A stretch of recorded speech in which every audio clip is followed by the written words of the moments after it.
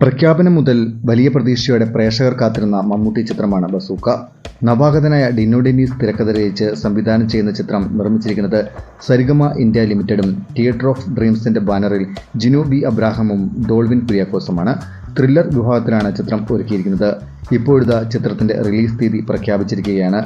നേരത്തെ ഫെബ്രുവരി 14 bazooka release ചെയ്യുമെന്നായിരുന്നു അറിയിച്ചിരുന്നത്. എന്നാൽ ഇപ്പോൾ അത് മാറ്റിയിരിക്കുകയാണ്. ചിത്രം ഏപ്രിൽ 10 തിയേറ്ററുകളിലെത്തും.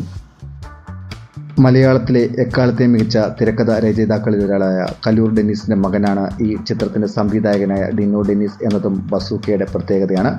മമ്മൂട്ടിക്കൊപ്പം ഗൗതം വാസുദേവമേനോനും ചിത്രത്തിൽ പ്രധാന വേഷത്തിൽ എത്തുന്നുണ്ട്. ഇരുവരും ഒന്നിച്ചഭിനയിക്കുന്ന ആദ്യ ചിത്രം കൂടിയാണിത്. മമ്മൂട്ടിയുടെ അവസാന റിലീസ് ചിത്രമായ Dominic and the ladies purse സംവിധാനം ചെയ്തതും ഗൗതം വാസുദേവമേനോനായിരുന്നു. സണ്ണി വെയിൽ, ജഗദീഷ്, ഷറഫുദ്ദീൻ, സിദ്ധാർത്ഥ് ഭർദ്ധൻ, ഡീൻ ഡെന്നീസ്, സ്ഫടികം ജോർജ്, ദിവ്യപിള്ള, ഷൈം ടോം ചാക്കോ തുടങ്ങിയവരും ബസൂക്കയിൽ അഭിനയിക്കുന്നുണ്ട്. നിമേഷ് രവിയാണ് ഛായാഗ്രഹണം നിർവഹിച്ചിരിക്കുന്നത്. എഡിറ്റിംഗ് നിഷാദ് യൂസഫും. ചിത്രത്തിന്റെ എക്സിക്യൂട്ടീവ് പ്രൊഡ്യൂസർ സൂരജ് കുമാറും കോ പ്രൊഡ്യൂസർ സഹീൽ ശർമ്മയുമാണ്. സെക്കൻഡ് യൂണിറ്റ് ക്യാമറ നിർവഹിച്ചിരിക്കുന്നത് റോബി വർഗീസ് രാജും പ്രഫീൻ പ്രഭാകറും ചേർന്നാണ്.